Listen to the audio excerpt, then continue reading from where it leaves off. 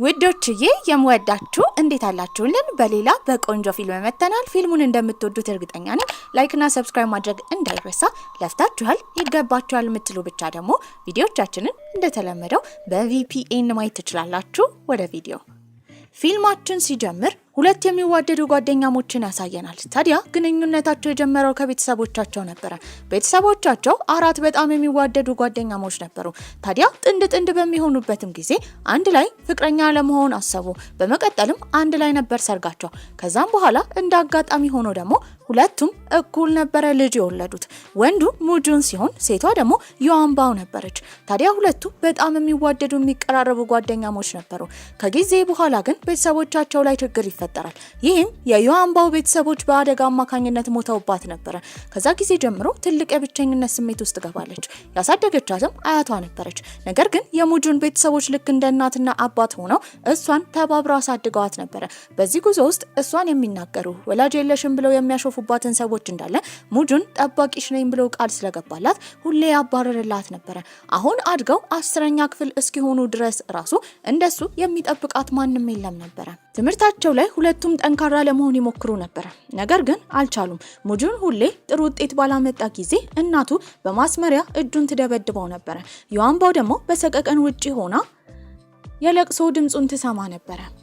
የዮአንባው በጣም ትልቁ ችሎታ ጽሁፍ ላይ በጣም ጎበዝ ነበረች። በዚህ የተነሳ ታሪክ እንዲጽፉ ተማሪዎች በሚጠየቁ ጊዜ እሷ የምትጽፈው ታሪክ ከሁሉም ወጣ ብሎ ይታይ ነበር።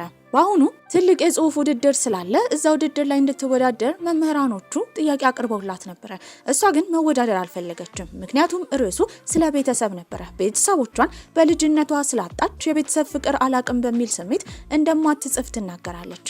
ይህንን ታሪኳን ከመምህራኖች ጋር ስታወራ የሰማች ቺያውናን የተባለች አንዲት ተማሪ እሷን ስለምጠላት ብቻ ቤተሰብ እንደሌላት ለሁሉም ተማሪዎች ተናግራ እንዲሾፍባት አድርጋ ነበር። በዚህ የተነሳ ዮአንባው ታለቅስ ጀመረ። ሙጁንም ለሷ ከማገዝ ወደ ኋላ አላለም ነበር። በዚህም ከፍቷት እየሮጠች ትሄዳለች። ከኋላም እየተከተላት ነው። ለትንሽ ጊዜ ብቻዋን መሆን ፈልጋ ነበር። ታዲያ የተናደደው ሙጁንም ቻውናን የተባለችው ልጅ ላይ ጮህባት ነበር። ተመልሳ ዮአንባው በመጣችበት ጊዜ መምህሩን ጨምሮ ይቅርታ እየጠየቋት ነበር። አብሶ ወሬውን ያነሳሳችውና እንድትበሸቅ ያደረገችው ቻውናን ቆማ ይቅርታ ትጠይቅ መምህሩ አስገድዷት ነበር። ሙሉ ለሙሉ ይቅርታ ባታደርግላትም ለዛሬ ልታልፍላት ፈልጋለች። ታዲያ ራሷንም ማበረታታ ለተባለው የጽሁፍ ውድድር ሄዳ ተፈትና ነበር። ነገር ግን ዝናብ ነበር ቀኑ። እየሮጠች በምትሄድበት ጊዜ ከአንድ ቆንጆዬ ልጅ ጋር ተጋጭታ ነበር። ስሙን አልነገራትም። ነገር ግን ልጁ በጣም ቆንጆ እንደሆነ በትኩረት ተመልክታ እሱም ያለውን ጥላ እንድትጠለል በመስጠት ጥሏት ሄዶ ነበር። ወዳለችበት ከተማ የሚመጣው ሙጁን ነበር። ፈተናውንም ስለጨረሰች አብሯት ጊዜ ለማሳለፍ ይመጣል። ታዲያ ከቤተሰቦቿ ጋር ሁሌ ወደ ፓርክ ሄዳ የምትጫወትበት ስፍራ ወስዶ ያጫውታት ጀመረ። አጠገቧ ያለው ያህል ተሰምቷት ነበር። ወዲያው ርችት ይፈነዳል። ርችት ግን በጣም ትፈራለች። ሙጁንም መጥቶ ጆሮዋን ነበር የያዘላት። አጠገቧ እንደሆነ ሁሌ እንዲሰማት ያደርግ ነበር። የዮአንባው አያትም ውጪ በወጣችበት ጊዜ የትላልቅ አዛውንቶች ጊዜ ነበረ። ታዲያ በዛ ቻይና ከተማ ውስጥ ትላልቅ አዛውንቶች ከልጃቸው ከልጆቻቸው ቀይ ስካርፍ ይሰጣቸው ነበር። አያትየው ይሄንን ስታይ ልጆቿ ቢኖሩ ኖሮ ቢሰጧት ደስታ እንደሆነ እየተናገረች ነበር። ቤት በገባችበት ጊዜ ግን አያቷን ያረሳችው ዮአንባው ቀዩን ስካርፍ ይዛ እየጠበቀቻት ነበር። እሷ ብቻ አልነበረችም። የሙጁን ቤተሰቦችም ሙጁንም ያንን ቀይ ስካርፍ አምጥተውላት አያትየው በጣም ደስተኛ ሆና ነበር።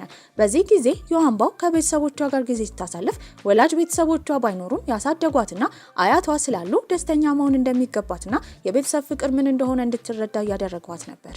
በመቀጠልም የዮአንባው የልብ ጓደኛ ትመጣለች። ቁጭ ብለው በሚያወሩበት ጊዜ ለፈተና ዮአንባው በሄደችበት ሰዓት በዝናብ አማካኝነት የተጋጨችው ልጅ እንዳለ ልጁ ቆንጆ እንደሆነ ስትናገር ጓደኛዋም ተመሳሳይ ነገር እንዳጋጠማት ምሽት ላይ እየተራመደች በነበረበት ጊዜ ሁለት ወንዶች ሊተናኮሏት ወደ እሷ እየመጡ እንደሆነ ያስተዋለ አንድ ኮፍያ ያደረገ ልጅ ወደ እሷ ቀርቦ ፍቅረኛዋ እንደሆነ እንዳስመሰለ ከልጆቹም እንዳዳናት ስሙን ግን ከጠየቀችው በኋላ ስልክ ቁጥሩን ሳትቀበል ጥሏት እንደሄደ እየተናገረች ነበር። ስሙም ጋንጊዩ ነበር። ታዲያ በቀጣይ ቀን ትምህርት ቤት ውስጥ ሁለት ወንድ ልጆች ወደ ትምህርት ቤቱ እንደተዘዋወሩ ነበር የተነገራቸው። በሚያስደነግጥ ሁኔታ ለዮአንባው ጃንጥላ ሰጣትና ሩያዋ ለተባለችው ጓደኛዋ የጠበቃት ጋንጉ የተባለው ልጅ ነበረ ወደዛ የመጡት። በጣም ቆንጆ ነበሩ። ጂንጎ የሚባለው በጣም ጎበዝ ታታሪ እንዲሁም ከትምህርት ቤቱ አንደኛ የሚወጣ አይነት ልጅ ሲሆን ጋንጊዩ የሚባለው ደግሞ ኮስታራ እንዲሁም ተደባዳቢ አይነት ልጅ ነበረ። እነሩያም እነሱን ሲያዩአቸው ቃል ሁላ አጥተው ነበረ። አዲሱ ተማሪ ጎበዙ ጂያንጊዩ ያኔ የተቀመጠው የዋንባው አጠገብ ነበር። ይህንን ያደረገው መምህሩ ነው። ሙጁንም በጣም ይናደዳል። መምህሩ ጋር ከሄደም በኋላ እሷ አጠገብ መቀመጥ እንደሚፈልግ ነበር የነገረው።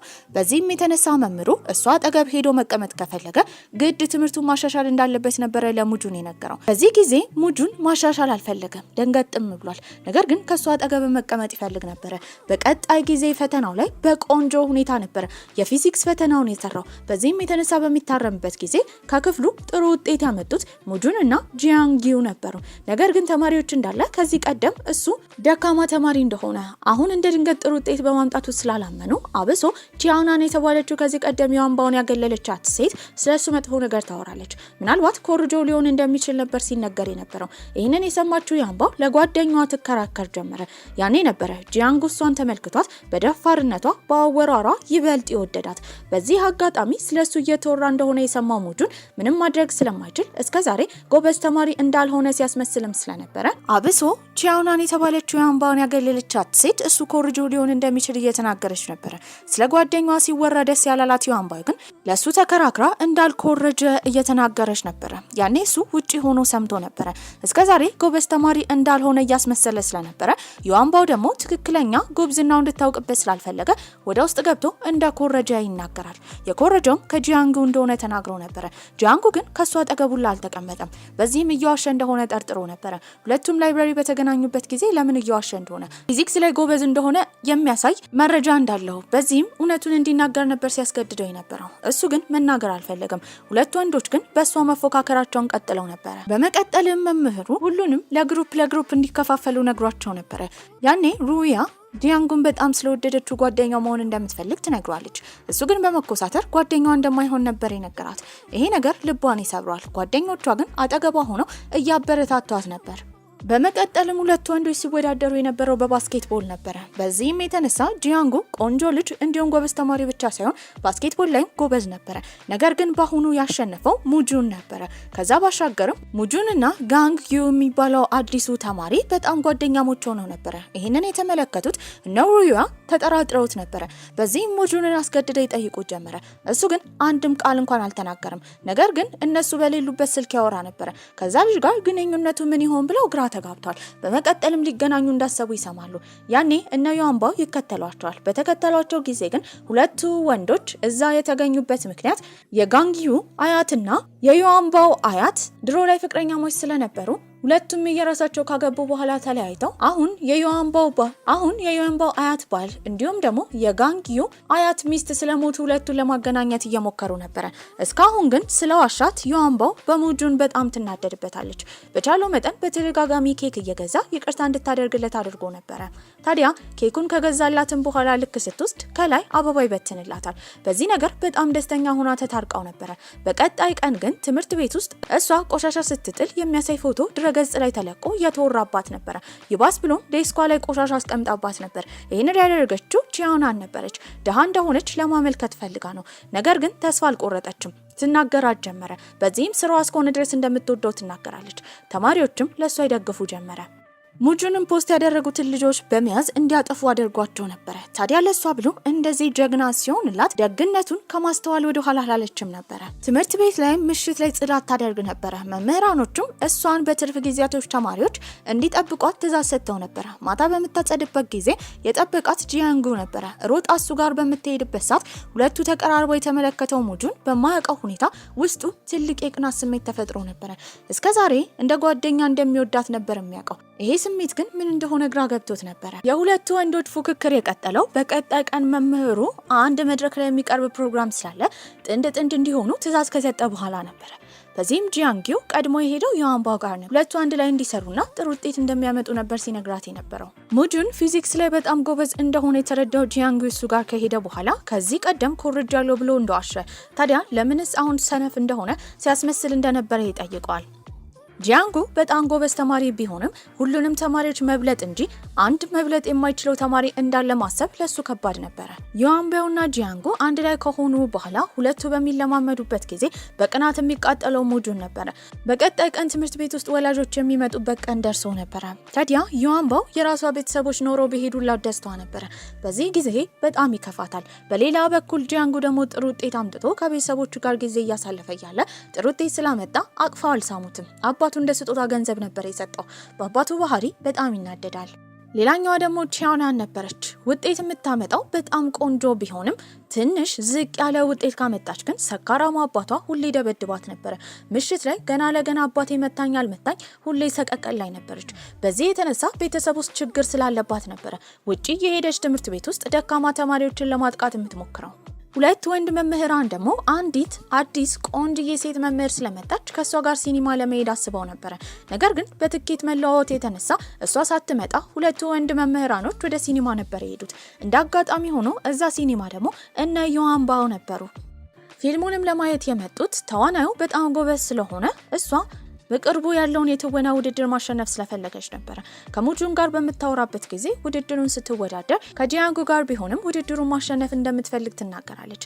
ታዲያ ፊቷ ላይ የሚታየውን ሀዘን የተመለከተው ሙጁን ሁሌ ሊጠብቃት ቃል ስለገባ ብቻ እንደሚረዳትና ጠንክራ እንድትሰራ ነበር የተናገረው። ታዲያ በቀጣይ ጊዜም ከጂያንጉ ጋር ልምምድ ስታደርግ ከመቅናት ወደ ኋላ አላለም ነበር። ሙጁንም ከክፍሉ ፕሬዝዳንት ሴት ጋር ከሷ ጋር አንድ ላይ ድራማውን ለመስራት ነበር ያሰበው። ሁሉም በየራሳቸው ፕሮግራማቸውን ተዘጋጅቷል።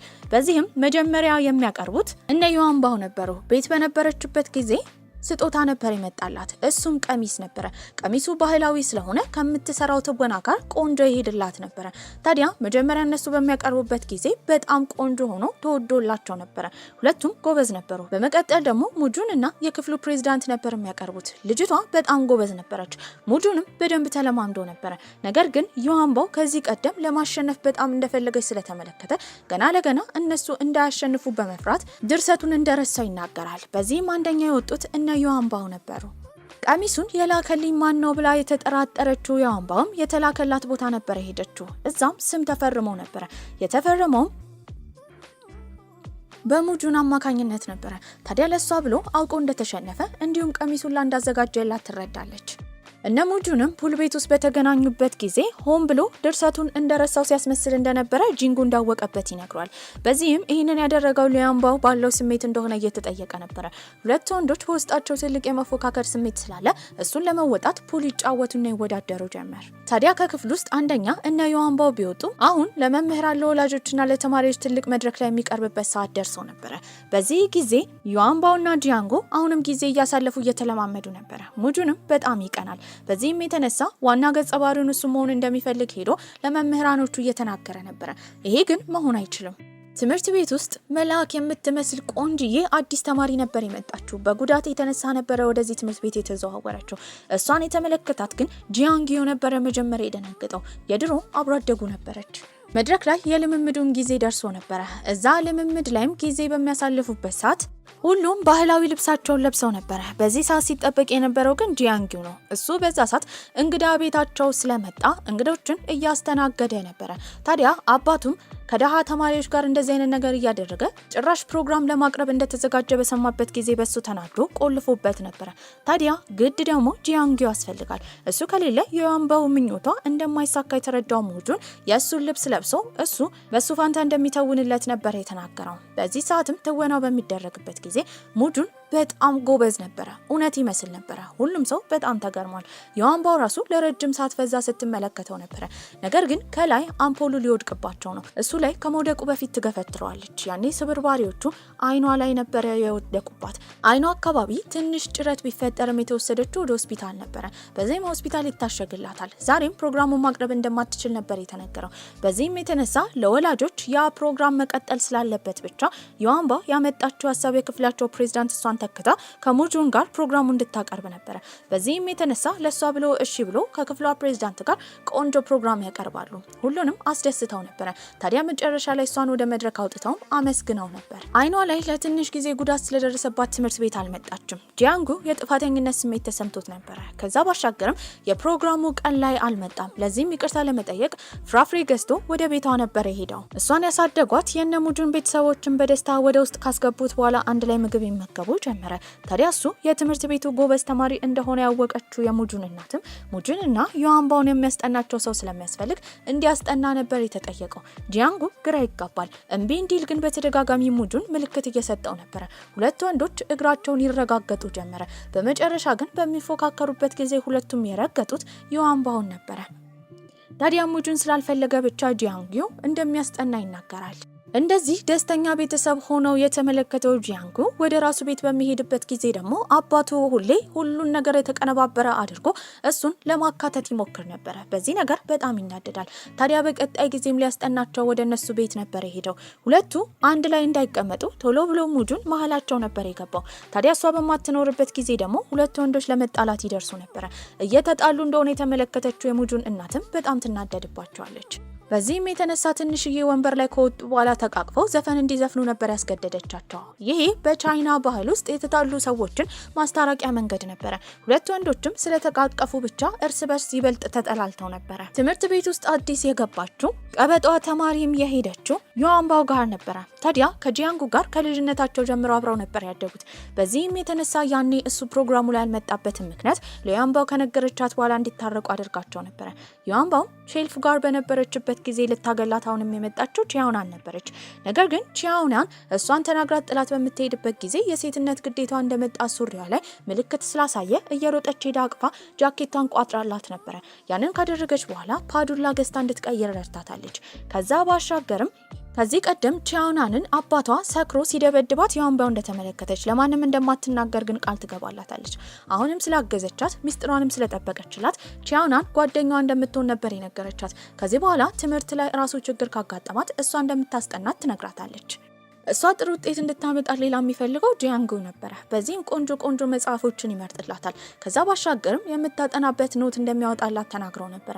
ክፍል ውስጥም በነበረችበት ጊዜ ጥርት ያለ መጽሐፍ የሚመስል ቆንጆ ኖት አውጥቶ አዘጋጅቶላት ነበር። ከዛ በተጨማሪም እንደ ደብዳቤ አድርጎ መልካም እድል ብሎ ጽፎላታል። ታዲያ ይህንን ነገር ሲያስተካክል የተመለከተችው አዲስ የመጣችው ኤክሳያን ሩዌ ካጠገቡ ለምትቀመጠው ዩዋንባው ይሄን ሁሉ ነገር እያደረገ እንደሆነ በማሰብም በንዴት ትቃጠላለች። ታዲያ በቀጣይ ቀን ያ ወረቀት እንደተሰጣት አረጋግጣ ቶሎ ብላ ኤክሳያን ሩዌ መድረክ ላይ ወጣ ኖቷ እንደጠፋባት እየተናገረች ነበር።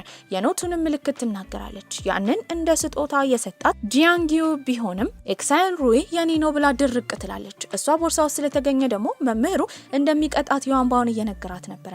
ጣልቃ ያገባው ሙጁን ነው። እሱም ቀደም ብሎ ያንን ኖት እሱ እንዳገኘው ነገር ግን የዩዋንባው መስሎት እሷ ቦርሳ ውስጥ እንደከተተ ተናግሮ ነገሩ እንዲታለፍ አድርጎ ነበር። ያልተሰካላት ኤክሳያን ሩዌም በጣም ትናደዳለች። ታዲያ በዚህ መሃል ጣልቃ ገብቶ እሱ እንደ ስጦታ እንደሰጣት ጂያንጊው ስላልተናገረ ዩዋንባው በጣም ተናዳበት ነበር። ከዛ ጊዜ በኋላ ትርቀው ጀመር። አሁንም ይቅርታ እንድታደርግለት የፈለገው ጂያንጊው የሰጣት ፐዝል ነበር። ያንን ገጣጥማ በመጨረሻ ከጀርባ ያለውን ጽሑፍ ተረድታ መልስ እንድትመልስለት ነበር የጠየቃት።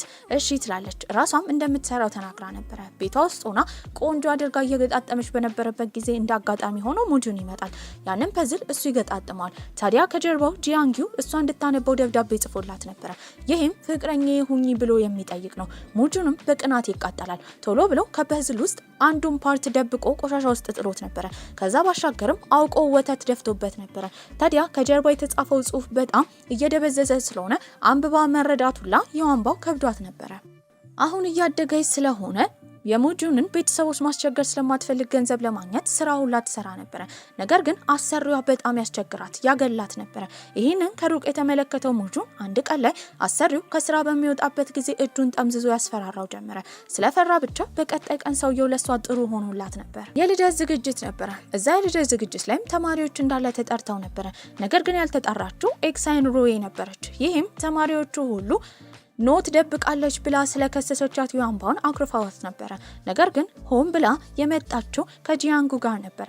ነገር ግን ይቅርታ እየጠየቀቻት ነው። ያንባው መቀበል አልፈለገችም። ይቅርታዋ የእውነት አይመስልም ነበረ። በዚህም የተነሳ ኤክሳይን ሩዌይ ይበልጥ ያንባው ማዋረድ ስለምትፈልግ መጠጥ እንድትጠጣ ታስገድዳታለች። እምቢ ካለች ይቅርታ እንዳላደረገችላት እንደሚያረጋግጥላት እየተናገረች ነበረ። ያንባው ልትጠጣው ስትል ተማሪዎቹ አልደገፉም። ያኔ ደግሞ ፋንታ አንድ ላይ እንዲጠጡ ነበር ያደረገችው።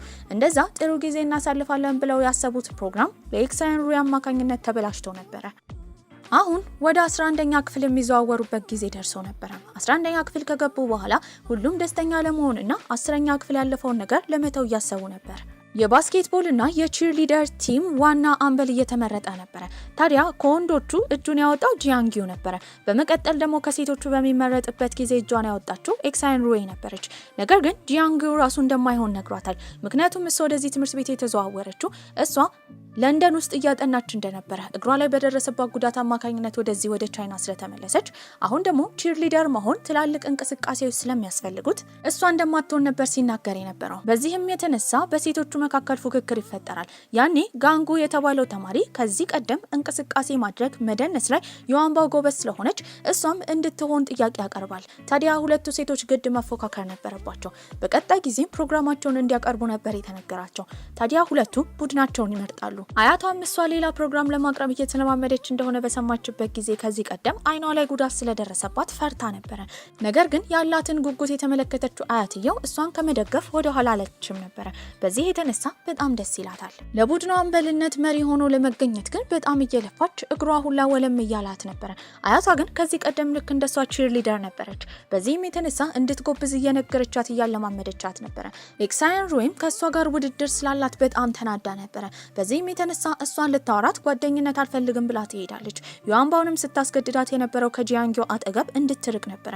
ታዲያ እምቢ ስትላት ግን ኤክሳይን ሩዌይ ከንዴቷ የተነሳ ውሃ አንስታ ላዩ ላይ ትደፋለች። እሷ እንደደፋችባት ለማድረግ እየሞከረች ነበረ። እንደዚህ አይነት መጥፎነት የተመለከተችው ያንባው በጣም ትናደዳለች። የኤክሳይን ሩዌይ ጓደኞችም ያንባውን ጥፋተኛ እያደረጓት ነበረ። ያኔ የያንባው ጓደኞች ደግሞ ይመጣሉ። በዚህም የተነሳ ነገሩ እንዳይባባስ ለማድረግ ግን ቶሎ ብላ ያንባው ራሷ ላይ ውሃ ከደፋች በኋላ አሁን ሁለቱም እኩል እንደሆኑ ነበር የነገረቻት። በቀጣይ ቀንም ፕሮግራም የሚቀርብበት ቀን ደርሷል። መጀመሪያ የሚያቀርቡት እነ ኤክሳይን ሩዌይ ነበሩ። በዚህም የተነሳ የሷ ቡድኖች አጭር ቀሚስ አድርገው ሞቅ ባለ ዘፈን ሰዎቹን ወንዶቹን ተማሪዎቹን ለማስደሰት እየሞከሩ ነበረ። እነሱ ከጨረሱ በኋላ ግን የመጡት እነ ያንባው ነበሩ። የለበሱት ልብስ ባህላዊ ልብስ ነበረ። በዚህም የተነሳ እርግጥ ያለ በጣም ቆንጆ ፕሮግራም እያቀረቡ ነው። ታዲያ ያንን ሀሳብ ያመጣላት ሙጁን ነበረ። ያለማመደቻት ደግሞ አያቷ ነበረች። ስቱዲዮ ሄዳ እንድትለማመድ ተከራይቶላት የነበረው ሙጁን ነበረ። እነሱን እያመሰገነች ፕሮግራሟን ስትጨርስ እንደተጠበቀው ያሸነፉት እነ ያንባው ነበሩ። ይህንን የተመለከተችው ኤክሳይን ሩዌይ ሽንፈቷን መቀበል አልፈለገችም ነበረ። ነገሮች ሰላም ቢመስሉም ከቆይታዎች በኋላ ግን የያንባው እናት የያንባው አያት በደም ግፊት የተነሳ ሆስፒታል ገብታ ነበረ። በዚህም በጣም ተጨንቃለች። አንድ ቀን ላይም ሀገር ሰላም ብላ እየተራመደች በነበረበት ጊዜ ኤክሳይን ሩዌይ ያዘዘቻቸው ወንበዴዎች ያንባውን ሊደበድቧት ነበር የመጡት። ከዚህ ቀደም ከሙጁን ጋር ሆነው ልጁን ስለደበደቡት ቂም ይዞ ነበረ። በዚህም የተነሳ እሷን ያገቷታል። ካገቷትም በኋላ እሷን ሲፈልጋት የነበረው ሙጁን ቤት ያጣታል። ስልክም ሲደውልላት በእሷ ፋንታ ያነሳው ወንድ ነበረ።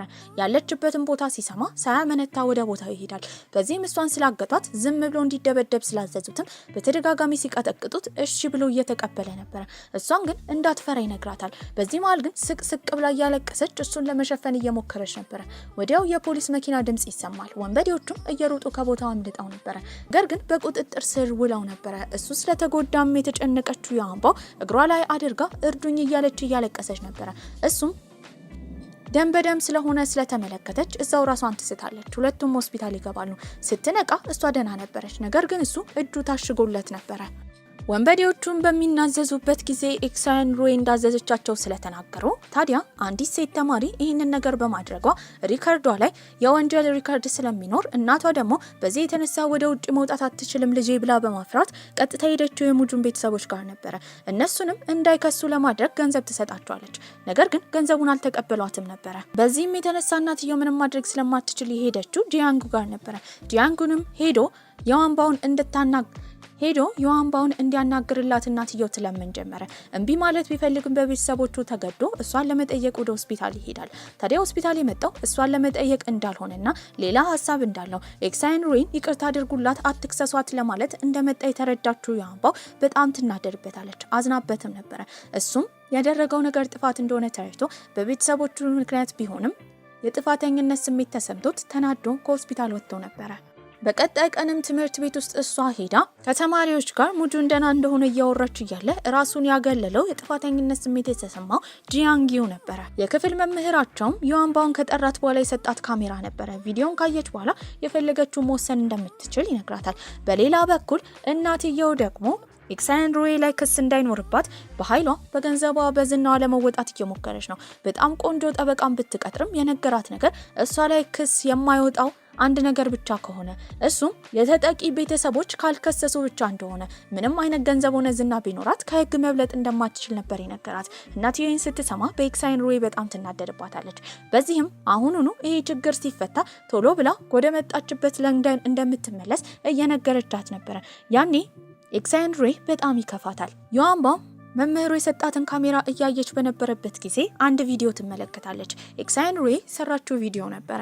ያንን ቪዲዮ ካየች በኋላ ሄደችው እናትየው ጋር ነበር። ለእናትየው ካሜራውን ትሰጣታለች። እዛ ላይ ሁለት ቪዲዮ እንዳለ አንዱ ቪዲዮ ላይ ስቅስቅ ብላ ኤክሳይንሩይ እያለቀሰች ሙጁን ላይ ያደረገችው ነገር ስህተት እንደሆነ በቅናት የተነሳ ተነሳስታ በዮአንባው ስለቀናች ብቻ ጂያንጊውን የራሷ ለማድረግ በምትሞክርበት ጊዜ ወደ ሴጣን እንደተቀየረች ያደረገችው ነገር ግን ጥፋት እንደሆነ እንደተረዳች የሚያሳይ ቪዲዮ ነበር። ሁለተኛው ቪዲዮ ግን ለእናቷ ነበር። ለእናቷ እያለቀሰች ከዚህ ቀደም እናቷ በማግባቷና ወደ ሌላ ሀገር በመሄዷ የተጎዳችውን ጉዳት እሷም ሌላ ሀገር በማደጓ አንዲት ሴትዮ ከደረጃ ላይ ገፍትራት እግሯ ተጎድቶ አሁን ወደዚህ ቻይና እንድትመለስ እንዳደረጋት ከእናቷ የምትፈልገው ፍቅር እንደሆነ የሚያሳይ ቪዲዮ ተቀርጻ ነበር። ይሄንን እናትየው ስትመለከት የጥፋተኝነት ስሜት ይሰማታል። ልጇን እንዳልተረዳቻት ነበር ያሰበችው። በዚህም የተነሳ ክሱ እንደሚነሳ ነገር ግን እናትየው ለልጇ ጥሩ እናት እንድትሆን ነበር ዮአንባው የመከረቻት። እቺ 17 ዓመት ልጅ እንደዚህ ዕውቀት ኖሯት እንዳሸነፈቻት የተመለከተችው እናትየው የጥፋተኝነት ስሜት ስለተሰማት 90 ዲግሪ አጎንብሳ ይቅርታ ጠይቃታለች። ልጇ ጋርም ከሄደች በኋላ እናትየው ይቅርታ ጠይቃት ነበር። ነገሮችም የተስተካከሉ ይመስላሉ። አሁንም ግን ጂያንጊው ከሌሎች ተማሪዎች ራሱን እያገለለ ነበር። ያኔ በዮአንባው መሪነት ሁሉም ተማሪዎች መጥተው አስጠናን ብለው ይጠይቁታል። ጓደኝነታቸውን ለማስቀጠል ነበር ይሄንን ያደረጉት። አያትየውም ሆስፒታል በነበረችበት ጊዜ በልጆቿ በመታዝንበት ጊዜ ሁሌ የጋንግኡ አያት አብረዋት ነበሩ። እሳቸውንም አያትየው ማመስገን ፈልጋ ነበር። ያኔ ወደ አንድ ሱፐርማርኬት እንድትመጣ ይነገራታል። በዚህ ጊዜ እነ ሙጁን እነ ጋንጉ እንዲሁም እነ ዮአንባው ተሰብስበው ሁለቱን አዛውንቶች አንድ ላይ ለማድረግ ነበር ያሰቡት። በዚህም የጋንጉ አያት የዮአንባውን አያት የጠየቋት ባላቸው ቀሪ ትንሽ ዘመን አንድ ላይ እንዲሆኑ ነበር። አያትየውም ይስማማሉ። ከቆይታዎችም በኋላ ተማሪዎች በጣም ጓግተው ሲጠብቁት የነበረው የካምፒንግ ፕሮግራም ተዘጋጅቶ ነበር። ሁሉም ድንኳናቸውን ጥለው በእሳት ተከበው በጣም ቆንጆ ጊዜ እያሳለፉ ነበር። በዚህ መሃል ግን ሁሉም ደስተኛ ሲሆኑ ያልወጣችው ደስተኛ ያልሆነችው ድንኳኗ ስታሳልፍ የነበረችው ቻውናን የተባለችው ልጅ ነበረች። ይህንን የተመለከተችው ዮአንባው አሁን ጓደኛዋ ስለሆነች ምን እንደተፈጠረ ብትጠይቃትም አልመለሰችላትም ነበር። ታዲያ ሁሉም ምኞታቸውን እየተመኙ ተወርዋሪ ኮከብ እየተመለከቱ ነበር። በቀጣይ ቀንም ሁለት ደብዳቤ ይገኛል። ቻውናን ግን በድንኳኗ አልነበረችም። ሁሉም ተጨናንቀው ነበር። ቤተሰቧ ውስጥ ይሄ ሁሌ የሚደርስባት ጥቃት ስልችት ብሏት ነበር። ጥሩ ውጤት ብታመጣም አባቷ ግን ደስተኛ ሆኖባት አያውቅም ነበር። ሁሌ ይደበድባታል። ሁሌ ሰቀቀን ነው። ሁሌ ፍርሃት ነው። ታዲያ ግን እናቷ እንኳን አባቷን እንድትፈታና ጥለው እንዲሄዱ ሁሌ ቻውናን ሐሳብ ብታመጣ እናትየው ጠንክራሽ ብላ አታውቅም ነበር። እናትየውም ሁሌ ትደበደባለች። ምንም ብትደበደብ ግን ልጇን ለማጠንከር ትሞክር ነበር።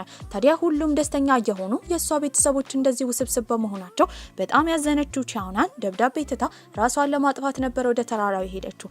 በዚህ በጣም የሚያሳዝን ሁኔታ ውስጥ በነበረችበት ጊዜ የተከተለቻትና ያገኘቻት ዮአንባው ነበረች። ስትዘል እሷም አብራት ትዘላለች።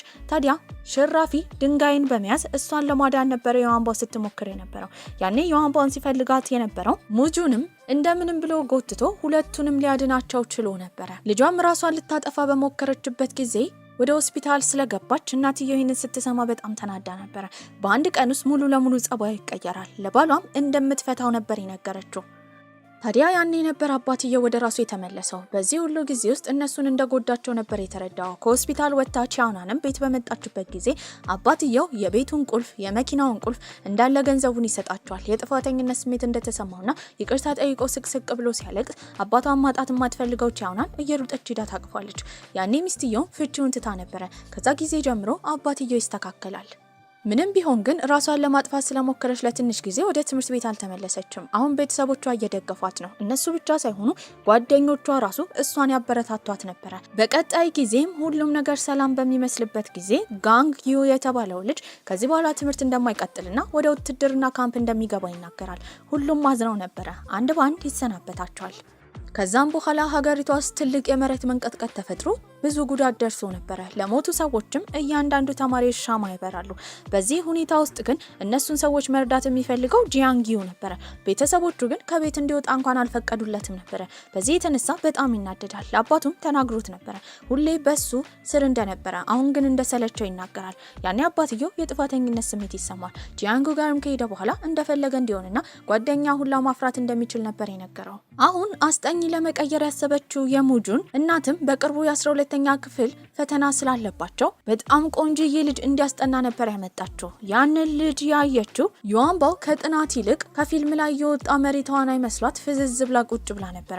ሙጁንም እሱን ሲመለከተው ደስተኛ አልነበረም። እስካሁን ያለችው ጓደኛው በእርግጠኝነት በአንድ እይታ ብቻ ከሱ ፍቅር እንደሚይዛት አስቦ ፍጥጥ ብሎ እሷን እየተመለከታት ነበረ። በዚህ ሁሉ መሀል ልጁ ሲያስጠናቸው እሷ ትኩረት ስታደርግ የነበረው የልጁ ቁንጅና ላይ ስለሆነ እሱ ወጥቶ በሱ ፋንታ ልክ እንደ ድሮ ጂያንጊዩ እንዲያስጠናቸው ነበር እናትየው ሀሳብ ያመጣቸው። እሱም ሊያስጠናቸው ወደ ቤት ይመጣል። ከነሱ ጋር ጊዜ እያሳለፈ ነገር ግን ጨርሶ በወጣበት ጊዜ ያስተዋለው ቁልፉን እንደረሳ ነበር። ተመልሶም የቤቱን ቁልፍ በሚፈልግበት ጊዜ ያጣዋል። ይሄንን የተመለከተችው የሙጁን እናትም በአሁን ሰዓት የሚያድርበት ቦታ ስለማያገኝ እዚህ መቆየት እንደሚችልና ከልጇ ሙጁን ጋር እንዲተኛ ሀሳብ ታመጣለች። በዚህ መሀል ከመጠላላታቸው የተነሳ በመካከላቸው መጽሐፍ ደርድረው ነበረ ሁለት ወንዶች የተኙት። ታዲያ ሌሊቱን ሙሉ ምግብ እየበላ እንደሆነ እያሰበ ሲቃጁ የተነሳው ሙጁን ነበረ። በቀጣይ ቀንም ቁርስ ይቀርባሉ። ያኔ እናትየው አንድ ቀን ብቻ እንዳያድርና ደጋግሞ ለትንሽ ጊዜ እዚህ እንዲቆይ ነበረ ጂያንጊዩን የጠየቀችው። እሱም ይስማማል። በመቀጠልም ቻይና ውድድር ስለነበራት አንድ ላይ እንደ ቤተሰብ ይደግፋሉ። ያኔ ነበረ ለመጀመሪያ ጊዜ የቤተሰብ ደስታና የቤተሰብ ትርጉም ጂያንጊዩ በደንብ ይገባው። ሁለት ወንዶች ግን ከመፎካከር ወደ ኋላ አላሉም ነበረ። ለአያትየው በቂ ሆኖ ለመገኘት ይሞክራሉ። የመሬቷ ሲሊንግ ሲሰበር ቶሎ ብለው ይጠግናሉ፣ ቀለም ይቀባሉ። ይበልጥ አንዳቸው አያትየው እንድትወዳቸው ለማድረግ እየሞከሩ ነበረ። ትምህርት ቤትም መገባደጃው እየደረሰ ነበረ። የመጨረሻ የፊዚክስ ውድድር አለ። እዛ ውድድር ላይ እንዲወዳደር ጥያቄ ያቀረበለት ለጂያንጊዩ ነበረ። እሱ ግን እሱ ብቻ መወዳደር እንደሌለበት፣ ሙጁን ራሱ ፊዚክስ ላይ በጣም ጎበዝ እንደሆነ ከዚህ ቀደም የሰራውን ወረቀት ለመምህሩ ነበር ያሳየው። መምህሩ በዚህ በጣም ተገርሞ ነበረ። እሱ ጎበዝ ተማሪ እንደሆነ ተማሪዎች እንዳለ ሰምተው ሲያወሩ እየሰማችሁ ዩዋንባው በጣም ትናደዳለች። በዚህም የተነሳ እንደ ደብቃት ነበር የተረዳችው። ታዲያ ከቆይታዎች በኋላ ደና የሆነችው አያቷ ግን ትልቅ ኮማ ውስጥ ትገባለች። ወደ ሆስፒታልም ገብታ ነበረ። ዩዋንባው በዚህ የተነሳ ትልቅ ሀዘን ውስጥ ትገባለች። በዚህም ዶክተሩ መዳን እንደማይችሉ ሰርጀሪ እንደሚያስፈልጋቸው ሲናገሩ የሰማችው ዩዋንባው እግሩ ላይ ተደፍታ ስቅስቅ ብላ እያለቀሰች አያቴን አድንልኝ እያለች ነበረ። ነገር ግን ለሰርጀሪው ከባድ ገንዘብ ነበር የሚያስፈልገው። ይሄንን የሰማው ሙጁን ውድድሩን ለመወዳደር ያስባል። መምህሩ ጋርም ሄዶ ፊዚክስ እንደሚወዳደር ነበር የተናገረው። መምህሩ በጣም ተገርሞ ነበር። ይሄንን ያደረገበት ምክንያት ውድድሩን አሸንፎ ለአያትየው ሰርጀሪ ገንዘቡን ለመክፈል ሙጁን ስላሰበ ነበረ። ሆስፒታል እሷ በምትመላለስበትም ጊዜ ቤት ሆኖ ምግብ ይሰራላታል። ነገር ግን በእሳት አማካኝነት እጁ ተቃጥሎ ነበረ። ጎበዝ ተማሪ እንደሆነ ስለደበቃት ግን በጣም አዝናበት ምግብ እንኳን አልበላችም። ቁስሉን አክማለት ጥላው ወደ ሆስፒታል ነበር የሄደችው። ሆስፒታልን በደረሰችበት ጊዜ ስትጠብቃት አያትየውን የነበረችው የሙጁን እናትም ስልክ እያወራች ነበረ። ስታወራ የነበረው ከባሏ ጋር ነበረ።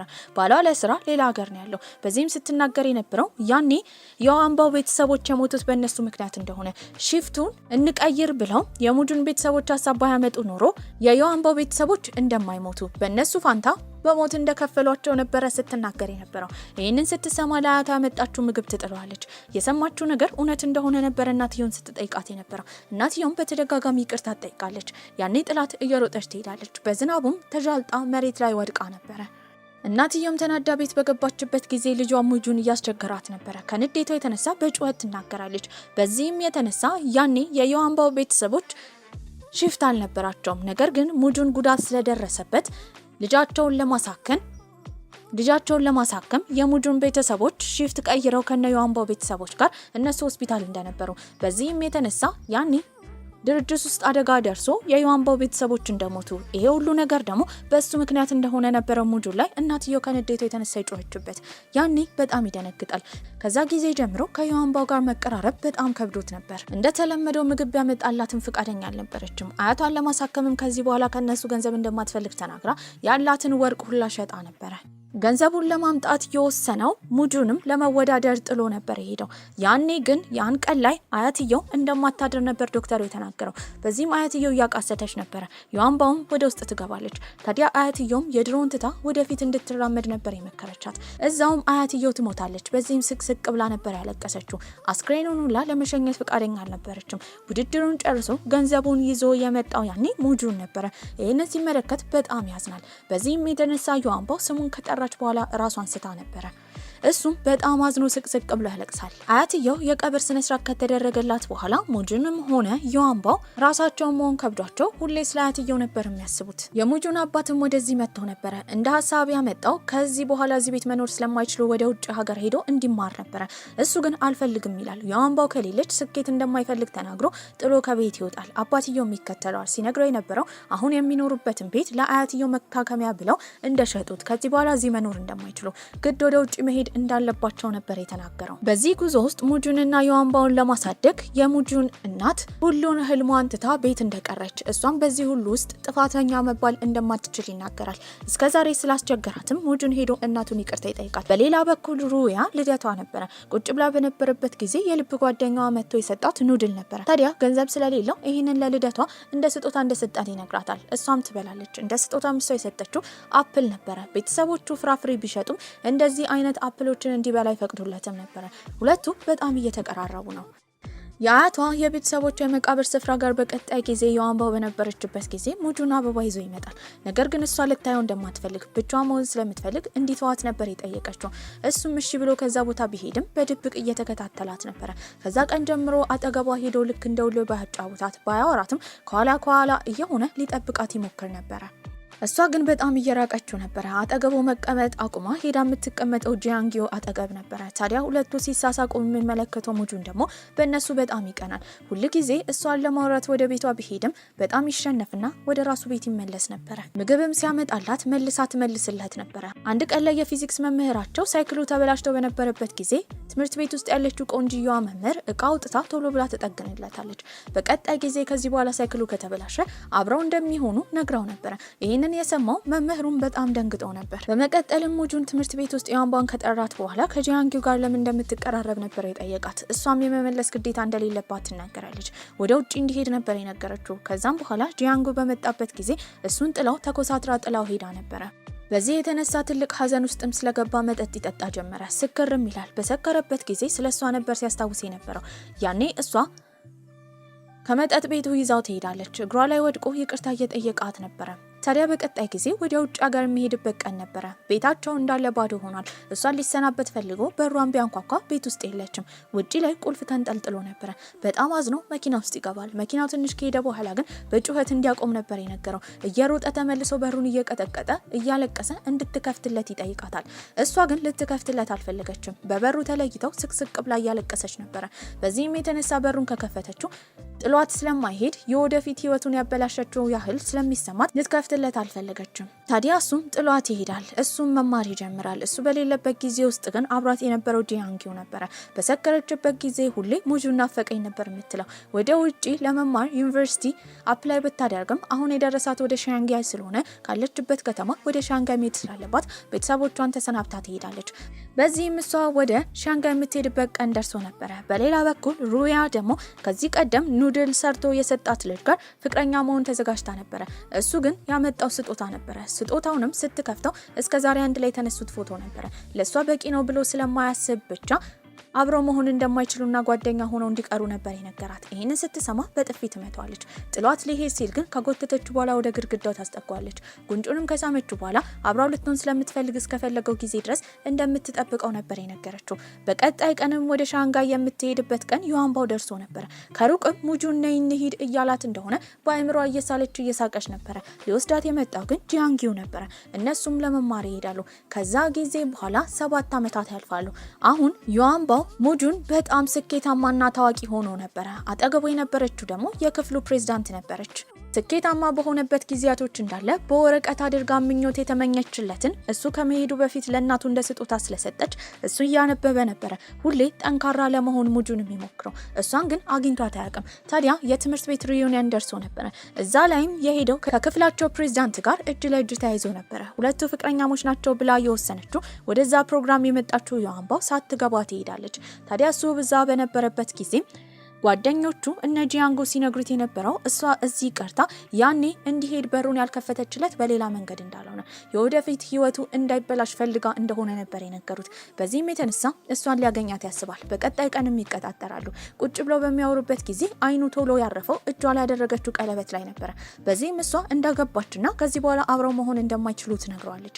ነገር ግን የሁለቱም ልብ ተሰብሮ ነበረ። መንገድ ላይ ስትራመድም እሱ ከዚህ ቀደም ታዋቂ ስለሆነ ቃለመጠይቅ ሲደረግለት የተናገረው ንግግር ትመለከታለች። በዚህ ሁሉ ጊዜ ውስጥ የሚወዳት አንዲት ሴት እንዳለች እሷን ለመጠበቅ ቃል እንደገባ ድሮ ላይም ሲጠብቃት እንደነበረ ወደፊትም እንደሚጠብቃት የተናገረውን ንግግር ነበር የሰማችው። ያኔ እንደ ድንገት ከክፍላቸው ፕሬዝዳንት ጋር ትገናኛለች። ልጅቷም እሱ ያሳለፈውን እያንዳንዱን ነገር ነበር የነገረቻት። ያኔ የጥፋተኝነት ስሜት የተሰማት ዩዋንባው እየሮጠች ትታው የሄደችበት ካፌ ስትፈልገው አታው ነበረ። በመጨረሻ የተገናኙት ድልድዩ ላይ ነው። ታዲያ እሱንም ስታገኘው እጇ ላይ ያደረገችው ቀለበት የጋብቻ ቀለበት እንዳልሆነ ሁለቱ አንድ ላይ ትንሽዬ ጠርሙስ እንዳገኙ ያችን ጠርሙስ በቀለበት አማካኝነት አሰርታ እንደሆነና እሱን ሲያስታውሳት እንደነበረ ነበር የነገረችው። ይሄንን ሲሰማ በጣም ደስ ይሏል። ጥብቅም አድርጎ አቅፏት ነበረ። ከልጅነቱ ጀምሮ ሲፈልጋት የነበረችውን ሴት በመጨረሻ የራሱ ማድረግ ችሎ ነበረ። ሁለቱም በተወርዋሪ ኮከብ ተከባው ልክ እንደ ድሮ ምኞት እየተመኙ ይሄ ቆንጆ ፊልማችን እዚህ ላይ አብቅቷል። ደህና ቆዩልኝ። በተወርዋሪ ኮከብ ተከባው ልክ እንደ ድሮ ምኞት እየተመኙ ይሄ ቆንጆ ፊልማችን እዚህ ላይ አብቅቷል። ደህና ቆዩልኝ።